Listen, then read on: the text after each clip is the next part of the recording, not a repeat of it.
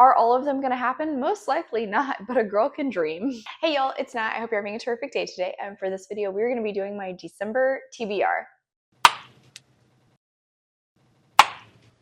Alright, so before you get into anything bookish, make sure to hit like and subscribe down below, as well as tell me in the comments what's the last book that you reread. Are we ready for another ridiculously ambitious reread TBR?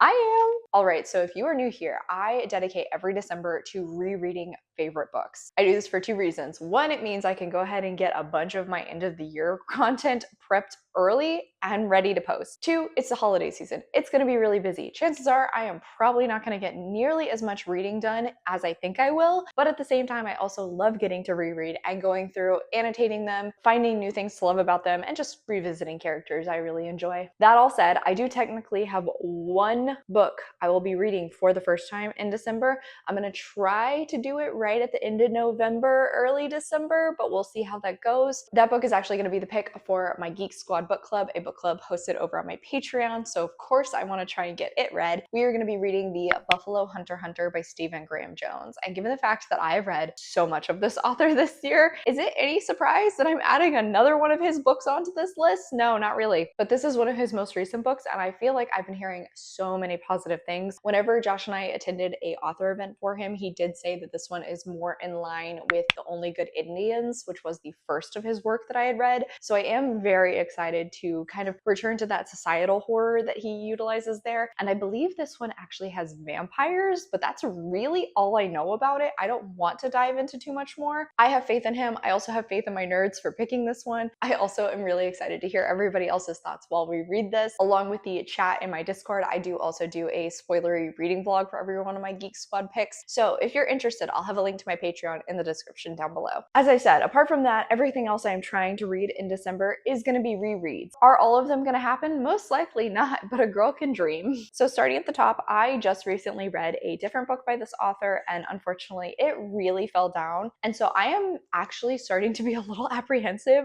if I'm going to love this book as much as I did the first time around. But a friend recently read this on my recommendation, and all of their talk of it has really made me want to return to it. And that's going to be The Wolf and the Woodsman by Ava Reed. I'm still debating, honestly, if I'm going to annotate this one, because technically I do have two copies of this, and my first edition has already been annotated a good deal. So I kind of do want to go back and read this version, see what stands out to me the second time around in comparison to what I annotated the first time. Anyway, so this book is set in a fantastical world. We start out following 𝗖cie, who is a member of this pagan village. In this village, the women are known as wolf girls, and they have these different fantastical abilities. But because 𝗖cie is actually mixed, she does not have these abilities. But every year, some woodsmen from the neighboring kingdom come to take one of these wolf girls as a sacrifice to the king. And this year, the village decides to disguise 𝗖cie and sacrifice her instead. But not long after being taken by these woodsmen, things get a little crazy in this fantastical wood, and she is left alone with Gaspar, and the two of them are forced to rely on one another to try and survive. And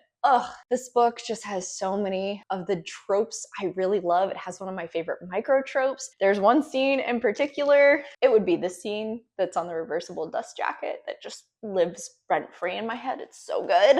Along with that, there's also many themes in this that work very well for me. I really enjoy the way Reed utilizes religion in this fantastical world, as well as the dark folklore feel to the writing itself. Just like I said, I am apprehensively but overwhelmingly excited to return to this world. I gotta figure out which version I'm gonna read. Let me know in the comments down below. Which one do you think I should pick up? The new hardback, or should I return to my already annotated paperback? Next is one that I read the first book in this series 2 years ago, I think it was, and I've been wanting to continue rereading and annotating the series. And given the fact that this one is my favorite, means I really should probably pick it up. Ravensong by TJ Klune. This is the second in the Green Creek series. This series follows a family of werewolves, and they are living in this little town, Green Creek. First one has Ox as a main character, and basically he just really gets his whole world turned upside down whenever he becomes friends with this pack known as the Bennetts. This one is following Gordo, who's kind of Ox's like surrogate older brother, and has a complicated relationship with this Bennett pack,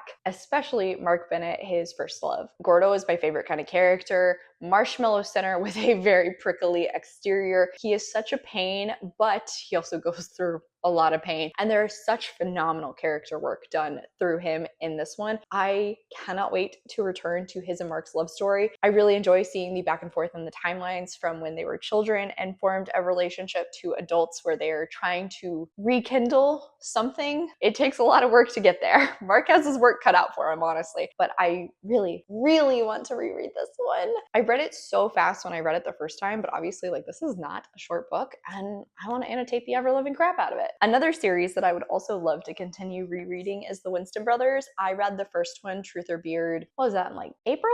May of this year, I think it was. I was kind of in a little bit of a slump. I needed something to just work for me and decided to return to this wonderful family. The Winston boys are so much fun and I love the romances that develop. This one specifically is following Jethro, who is a game warden. He kind of was always the troublemaker of the family, but has really tried to turn his life around. And one day ends up running into Sienna, who is a movie star and is actually in town to film something, and the little friends with benefits relationship that they strike up eventually evolves into something more. Jethro is one of my favorite brother characters purely for the wild arc that this man goes on in the universe. In this one, he's already trying to redeem himself from the bad boy he had been as a teenager, but the man he becomes throughout the series is just one of my favorites. I love him. Shay at Anna Shate just recently read this one, and every time she talked about it, it just reminded me that I want to continue rereading this series. I'm hoping to get that done this month. Another book that I actually did have on this reread list 2 years ago, I think it was. Yeah, I'm pretty sure it was in 2023. December 2023 was a rough time for my family. So I still have not gotten around to rereading Smoke Gets in Your Eyes and Other Lessons from the Crematory by Caitlin Doughty. I read this one in like 2020 and loved it. Ended up reading the rest of this author's work and really enjoyed all of them. Now that I own them, I want to revisit each of them because I just really like the writing style of this author. She is a cremator and a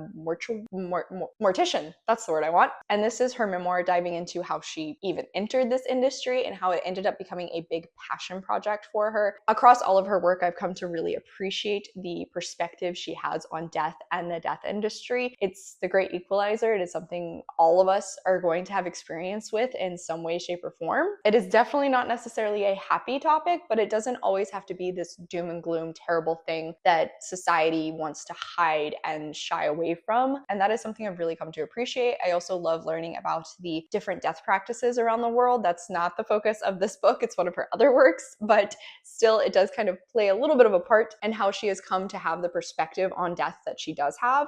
And so though I did listen to the audiobook of this one originally, I am debating actually physically reading it this time around because I do remember her having some really solid nuggets that I do want to tab. And then last but not least, once again, will all of these actually happen? Who freaking knows? But I'm really hoping to read All's Well by Mona Awad. I read Bunny last year, I think it was. Really enjoyed that one. That was actually the first of this author's work that I had read, so I did want to revisit it. But I think this one is currently holding my favorite of her stuff. Mona Awad is known for like surreal, strange, acid dream horror stories, and I think she does them very well, but incorporating some really interesting commentary. This one in particular focuses on chronic pain. We are following Miranda, right? Yep, Miranda, who unfortunately is suffering from chronic pain after an accident and is a theater teacher trying to have her students perform All's Well That Ends Well, but they are instead insisting on Macbeth. Then she ends up meeting these three strange people, and after a really weird experience,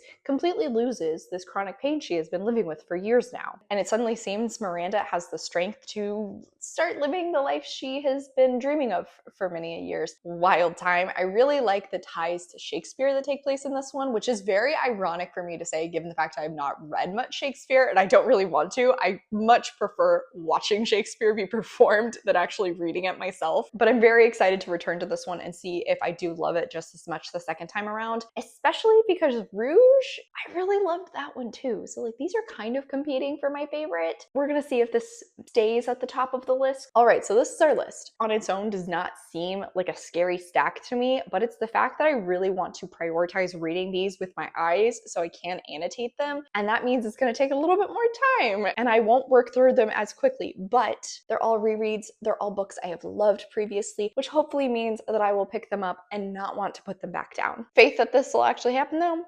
Still questionable. All right, and on that note, that's officially it for today, y'all. Thank you so much for coming to my channel. I really appreciate it. Make sure to hit like and subscribe down below. If you made it all the way to the end of this video, let's leave a Christmas tree emoji down in the comments. I have links to all my socials, as well as a few ways you can support me down in the description. I come out with videos on Monday and Friday, but until then, I hope you continue to have a terrific day. Love you, bye!